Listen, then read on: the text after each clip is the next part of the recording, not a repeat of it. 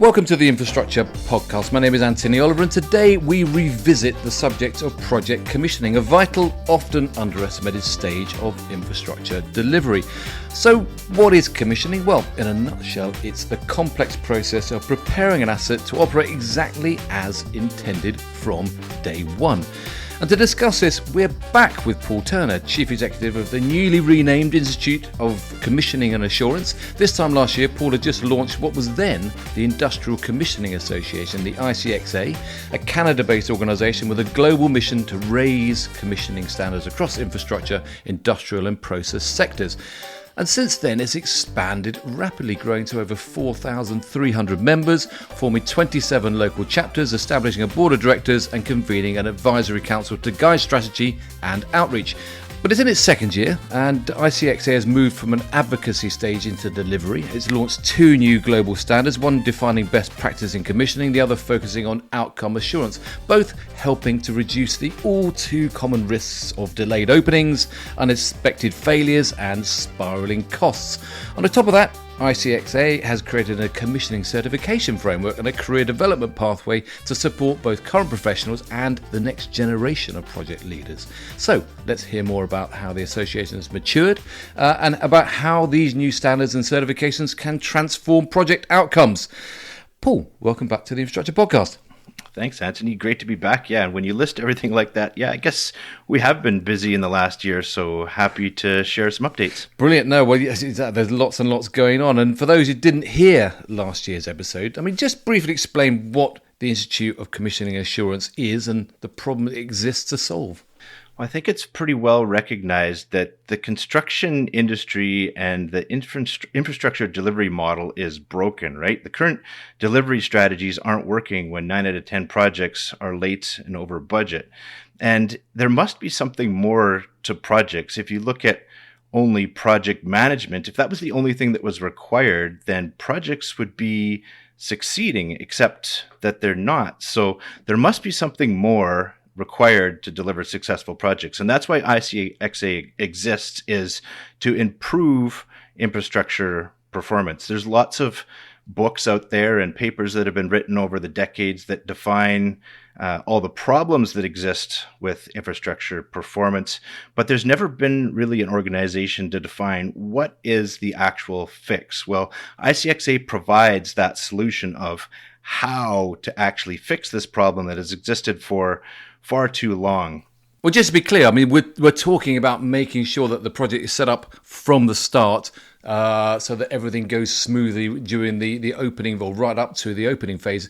Are you just focusing on the end part of the project, or do you get into the detail of the project setup as well? So we've got the framework that links both of those together, because that's critical, right? The end of the project and that systems-based thinking approach is critical, but there's absolutely some upfront decisions that need to be made. And we've got standards that define the upfront governance structure and the end of project delivery. So those are two linked and able to deliver successful outcomes. Right. The past year, as I say, there's lots been going on. The organization's grown and it's evolved. Why the name change then? So we've been around for a little bit, and we've attracted a lot of the practitioners, the ones that are doing the testing in the field, but we needed to elevate the discussion more towards the project leaders, the decision makers, the ones that are making the decisions at the beginning of projects that are impacting the end. We want to elevate commissioning as a governance process rather than the testing function that it's commonly known for. So we want to elevate that discussion to talk to the project leaders, and a little bit of a rebranding helps with that. Right, and you've now got more than 4,300 members and 27 local chapters, as I said. Where are they based? You're based in Winnipeg, Canada, right, as I said before, right in the middle of nowhere. I'm sure it's not in the middle of nowhere, but you know what I mean. And where are these chapters based? Where are your members based at the moment? It's a global organisation, but is it just Canada-based? So we've got engagement all over the world. This is definitely a global initiative to solve the global infrastructure problems that exist on projects. There's definitely a gap in the industry because there's been demand from all corners of the world, from all countries. In fact, our board of directors is from 3 different countries. I'm based here in Winnipeg, like you said, but we've got our other board of director in Houston, Texas, and our third board of director in the UK as well. So we're a global organization, and we're helping build a framework all over the world to help projects deliver. And I'm serious experience, isn't it? I mean, you've got Crawford Weir and Peter Foxley are the directors. I mean, tell us about them. I mean, what's their role, and how do you lever them on board, and how are they helping to shape the association? Yeah, these are great guys, and they've got decades of senior leadership and governance on projects. So Crawford is a worldwide expert in commissioning. His background is oil and gas. So he's our global director of commissioning. And a quote that he often says is, "Commissioning is the project's conscience." And I kind of like that because he's right. Commissioning is really the moral compass of a project to deliver the intended outcome. Peter Foxley, he's based in the UK. He's worked on rail projects all over the world. He's our global director in governance and policy integration. And both of these individuals are experts that have worked on projects and know what it takes to deliver. We've got the horror stories to back it up and the scars from delivering on projects. So we're pleased to have these industry experts providing that oversight and direction for ICxA. I love that idea of commissioning being the moral compass for the project, because I mean it underlines that reality that if you don't think about the end of the project at the start of the project, then you're going to have a problem. That's right. Yeah. And that's the key aspect why we've delivered these two standards that we can talk about to link the end to the beginning and make sure there's that closed loop function to deliver projects. Yeah. Well, we'll get into that a bit later on. But you've also built an advisory council. And again, you've got some really big hitters on it. I mean, who are they? What's its remit? So these are the elite 1% of commissioning professionals. These are the industry experts.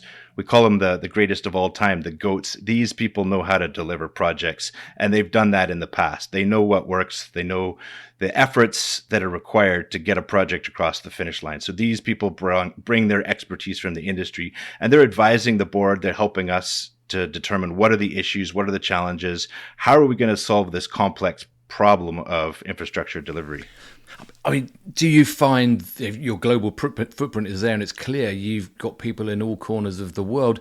Do you need to translate what you're saying in different ways to make it relevant or applicable in different locations around the world? Absolutely, yeah. In some ways, we do. There are some nuances locally. So that's why we've got a structure of local chapters. There's 27 local chapters, and we've got people with boots on the ground in those areas that can relate those local requirements and bring that back to us for the board of directors. That way, if there are any small changes, we can adapt and apply. But really, all projects all over the world, they're all suffering with this same problem. And the standards that we've developed, they apply to projects in every corner of the world.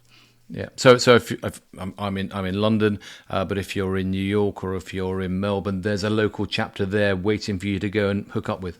There is, yeah. We've got local chapters in lots of locations. They're listed on our website. And we're always interested to expand more for any areas that are suffering from these same challenges of delivering infrastructure, which is everywhere. Then we're looking to expand and have that global footprint to make this a true global initiative. Yeah. Well, Paul, alongside getting ICxA into shape, you've also been really busy delivering tools. So let's start with your new commissioning standards, what we mentioned earlier. I mean, what is the commissioning standard? Why was it needed? So this is the first truly global commissioning standard that's been developed with industry participation. And this fills the gap in what existed, or what we saw was a gap that needed to be filled, because the current approach to finish projects and deliver a systems-based approach is fragmented, reactive, inconsistent, and that's why we get inconsistent results delivering projects, costing billions or maybe even trillions of dollars in lost value in the infrastructure. So commissioning as project governance and leadership, that's what we're putting forward in this standard. And the next steps are to develop these standards, particularly the commissioning standard, into a PAS and an ISO standard so that it's more widely available and people can apply this to their projects. Yeah.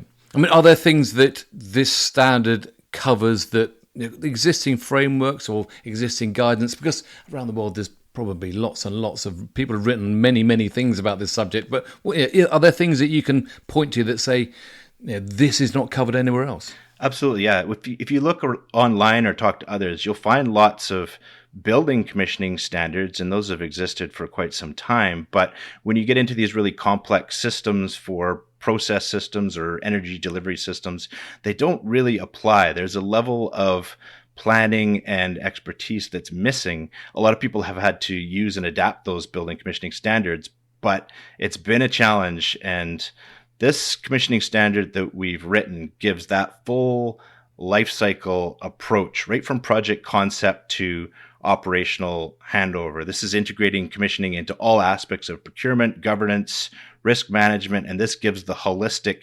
systems-based approach for these very complex systems. Yeah.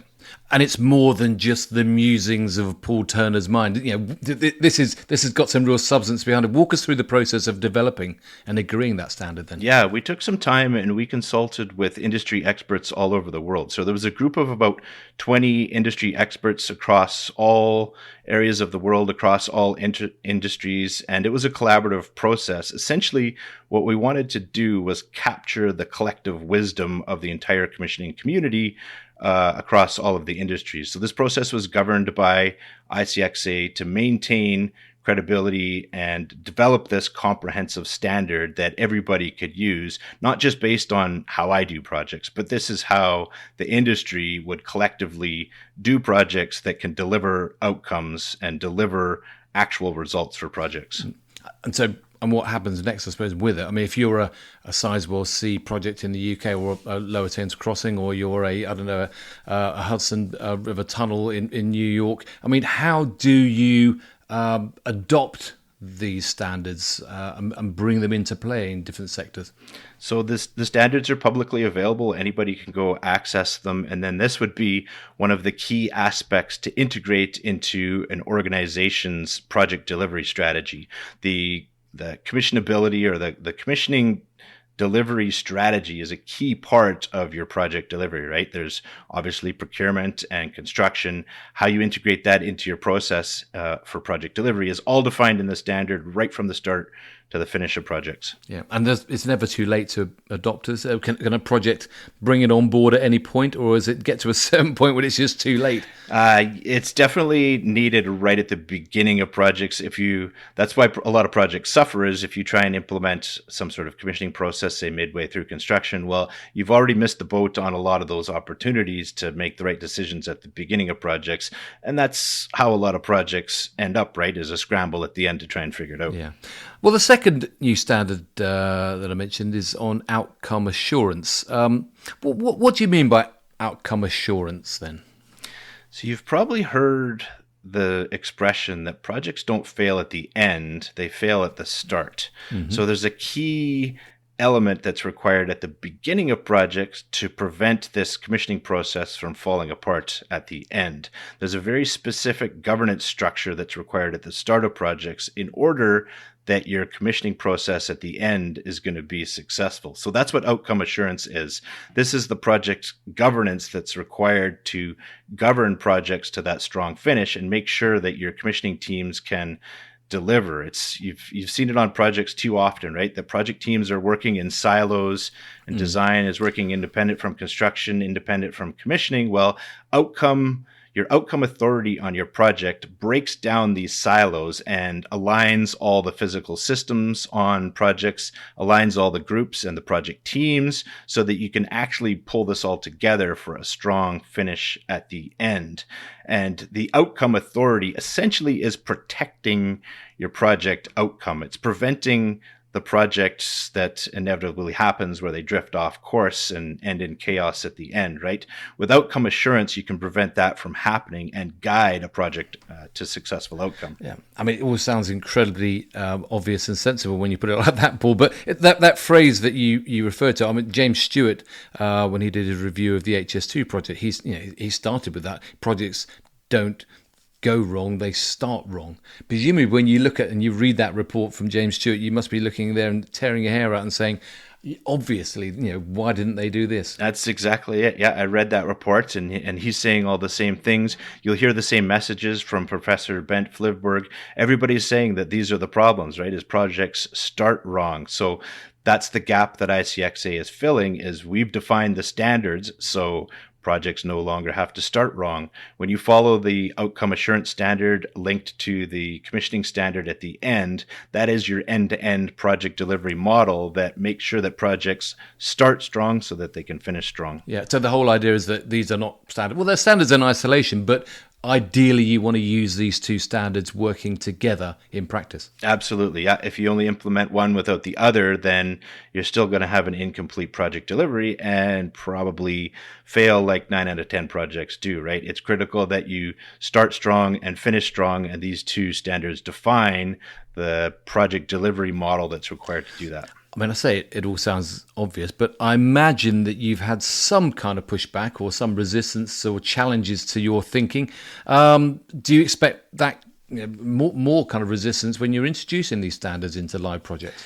Amazingly, we haven't really encountered a whole lot of resistance because the industry has been begging for better infrastructure performance for decades, right? Like James Stewart's report or Bent Fliberg's book, How Big Things Get Done. People are screaming from the rooftops of we need better infrastructure performance, and outcome assurance just makes sense when you read the standard. It's obviously how you would deliver a project. So we're seeing a lot of organizations jumping at this opportunity to get ahead of the rest and start delivering projects with success. Now, there are, of course, going to be some people that do have some resistance or view this as extra cost, but there's always going to be groups that prefer the way it's always been done, right? We've heard that on projects forever, but that's fine. We can lead a horse to water, but we can't necessarily make them drink, right? These groups will get left behind, and I guess there's nothing we can do about that. But I suppose by having a standard and having a framework to operate, you can actually make people specifically responsible, give people specific goals, etc. And I suppose maybe that leads on to the new commissioning certification framework that you've also brought about, which is helping to embed commissioning into career pathways. I mean, how does it do that? That's right. That's the common question we get is, they read the standard and this all sounds nice, but where are these industry experts? Where are they going to come from? How are we going to fill the roles that exist on these projects, right? So that's the current and future pipeline of commissioning leaders and outcome authorities that we're developing here. Our certification program walks people through and helps develop them into these output authority leaders that we need to generate outcomes on projects. We've got a lot of infrastructure to build, and we're going to need a lot of people to lead projects. So this is the first time that there's a clear pathway for commissioning professionals and project leaders to develop them into these outcome authorities and protect that project outcome from start to finish. So you see actually a specific career pathway which is focused on commissioning, rather than it just being part of somebody, an infrastructure professional's job. It's actually a specific professional qualification. Absolutely, yeah. Commissioning has been kind of hidden in the shadows for far too long, and it needs to be elevated to the importance that is needed to deliver these successful projects. And the best way to plan a project at the very beginning is having already delivered a project at the end and having that foresight and knowledge and things to be aware of to look for. The commissioning folks at the beginning of your projects as part of your outcome assurance governance, those are your best method for risk management, because they're like fortune tellers. They can see the future and they know the things to avoid, and they know that easiest path, or not, I wouldn't say easiest, but the most efficient path to get to that project outcome right from the start. So being an institution or an institute, that gives you the ability to provide a certification, provide a qualification. Is that the ultimate aim? That's absolutely right. Yeah, to recognize these leaders that are contributing to projects. A lot of what's required, of course, is that foundational knowledge. So we give everybody that foundational knowledge to get into this career pathway, and then each subsequent level of certification is earned based on real world experience. Everybody will tell you in the commissioning industry that you need real world experience. And it's like that for everything, right? To become a true master and a true expert, then experience counts, right? You need to have survived the battle wounds and gone through the actual delivery process to achieve an outcome. But I imagine there's also some specific skills or competences that you will be testing and validating.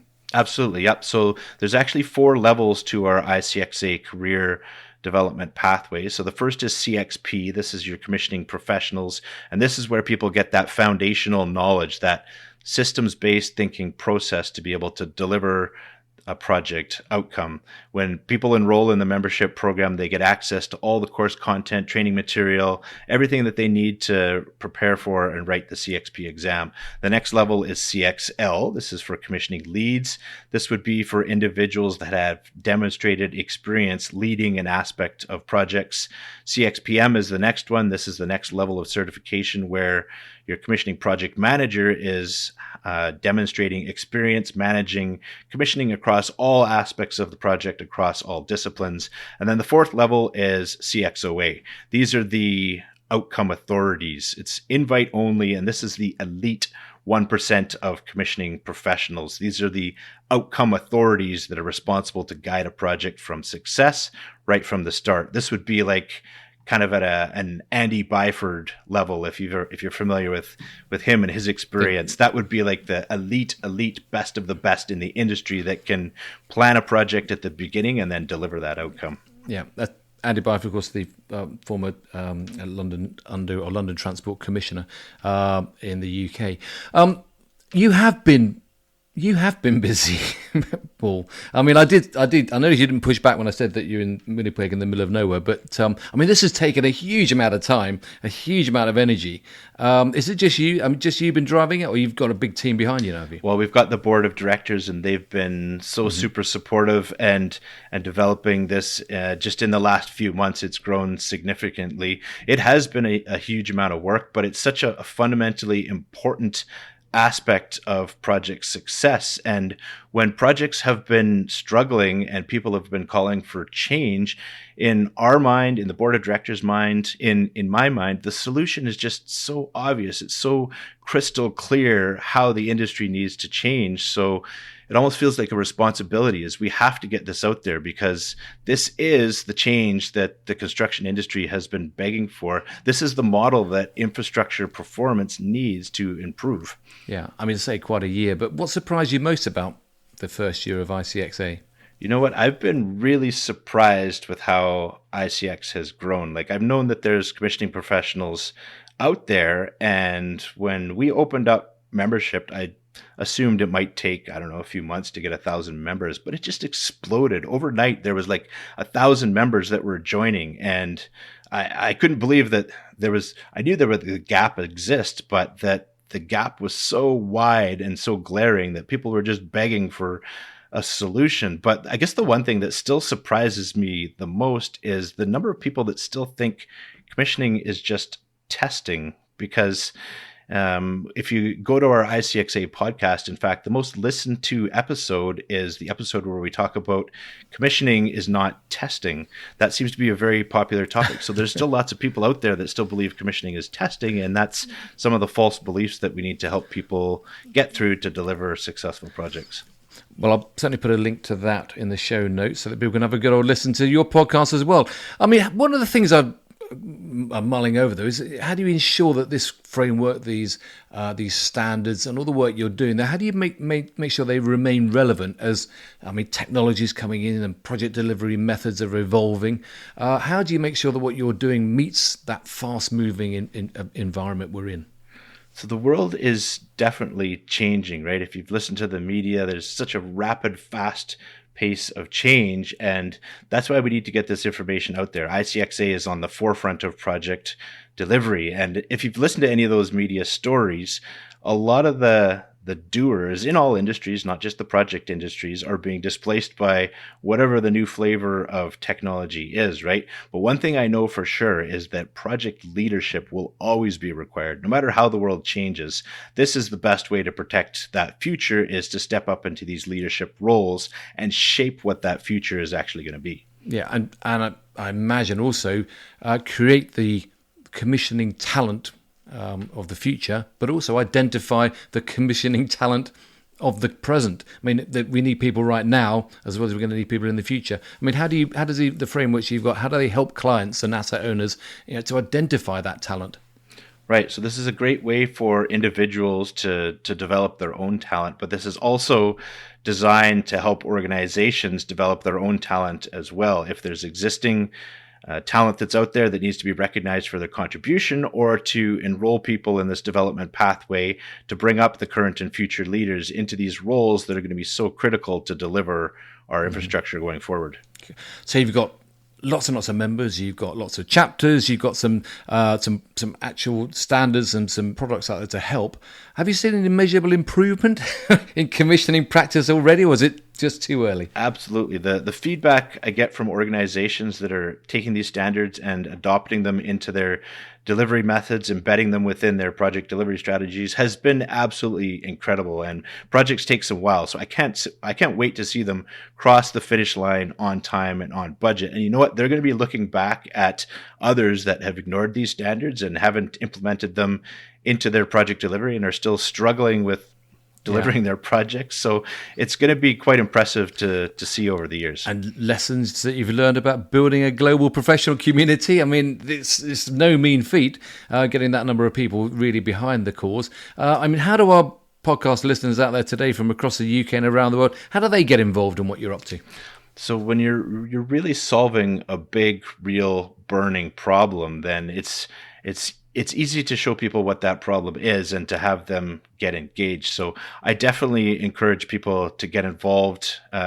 You can join membership for free. We've got a free membership tier. You can get access to the ICxA members area. It gets you access to the standards and a whole bunch of helpful resources. You can check that out at www.icxa.net/join. And then for anybody, when you're ready to really step up your game and want to become part of that elite 1% of commissioning experts, then you can sign up for our commissioning certification program and our career development pathway. And then you can finally be recognized for your expertise to deliver project outcomes. And that's an important factor for sure. I'll put those that website obviously in the show notes as well. Where do you see the biggest opportunities for ICxA then in the next 2 or 3 years? Where are you heading? Where are you going? What's the big things? So we're supporting all project roles to deliver project outcomes, right? This is a big effort. So not just commissioning folks, but from project managers to project sponsors, the construction leaders, operational groups, everyone working on projects benefits by knowing, understanding, and implementing outcome assurance. So we've got lots of work to do to expand across all areas of project delivery.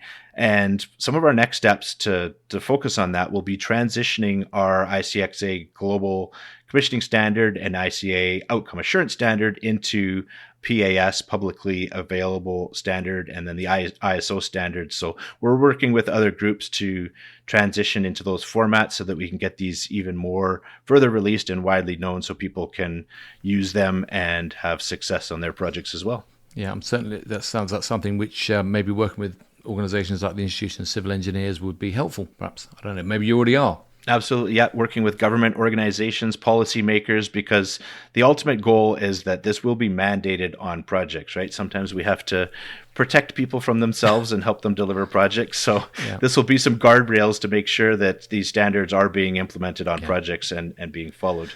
Fascinating stuff. I mean, but just to finish this off, Paul, I mean, if you could change one thing about how commissioning is viewed in infrastructure today, what would it be? What would it be? I mean, I suppose looking at the next HS2 or the next Crossrail out there, I mean, how should those asset owners approach commissioning differently from day one? Right. We need everyone working on projects to believe this one thing. If they can believe that commissioning is not testing at the end, they'll be already halfway to achieving their goal on projects, right? You need to understand that commissioning is about governing the outcome of your project. It's that leadership right from the start to achieve that outcome. And without outcome assurance, then your projects are already on a path to failure. But when we look at this, the failure can be prevented, because the projects that do succeed, those are the projects that are already doing this. They've already embraced outcome assurance, and they've already got that strong governance at the beginning that's protecting that project outcome and breaking down those silos, right? So your projects can deliver successful outcomes too once you embrace this outcome assurance model. So it's easy to see that if HS2 or Crossrail had adopted an outcome assurance delivery model, then delivery risk and cost overruns, they could have been drastically reduced. So to truly move the needle on your projects, I definitely encourage you to get involved in this ICxA movement. And you can email us at info@icxa.net, and we'll tell you all the host of ways that you can get involved and apply this to your projects so that you can have lasting performance on your infrastructure projects as well. Brilliant. Hopefully lots of people will fill your inbox up. Thanks so much, Paul. And I may well blatantly steal that podcast heading and call it commissioning is not testing. And yeah, maybe see how we get on with that. Anyway, great to catch up with you today and hear about the ICxA organisation, how it's evolving. As I say, growing great guns by all accounts. Thanks so much for joining me today on the Infrastructure Podcast and for giving us your thoughts and analysis. Thanks a lot, Anthony. Really appreciate it. Not a problem at all. Good to see you again. Sadly, though, that's all we've got time for today, but we have more from the Infrastructure Podcast in the pipeline and more guests to talk to as we continue to probe the big issues faced across the sector. If you haven't done so already, do check out the Infrastructure Podcast website, www.infrastructure-podcast.com, where you'll find background links to all of the issues discussed today, and I'll reference some of the podcasts and the information that Paul's mentioned today. But there's also all the latest podcasts to listen to and to share with colleagues. So thanks for joining us. Thanks again to Paul. I look forward to seeing you again very soon.